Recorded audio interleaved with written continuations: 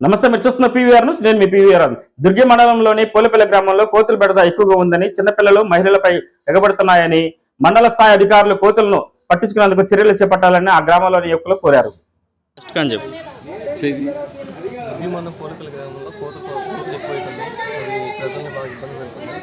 ఎలాగైనా గవర్నమెంట్ తీసుకొని కోతుల్ని పట్టించాలని పంపించి కొంచెం జాగ్రత్త తీసుకోవాలని గవర్నమెంట్ కోరుతున్నాం. అధికారులను ఎంఆర్ఓని కోరుతున్నాం. ఈ తొందరలోనే కొంచెం దగ్గర తీసుకొని ఖచ్చితంగా పంపించాలని.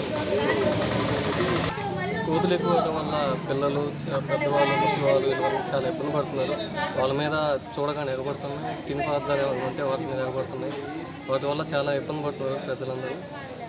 మండల అధికారులు అందరూ ఈ దృష్టిలోకి మీరు అంతా తీసుకొస్తాం, మీరు అంతా పట్టించుకుంటే బాగుంటుందని కోరుకుంటున్నాం. ప్రతి అక్షరం ప్రజల పక్షంగా నిరంతరం పోరాడుతున్న పీవీఆర్ న్యూస్ తెలుగు 4వ వార్షికోత్సవం సందర్భంగా శుభాకాంక్షలు తెలియజేస్తున్న సల్మాన్ రాజ్ మాచర్ల సర్వేయర్.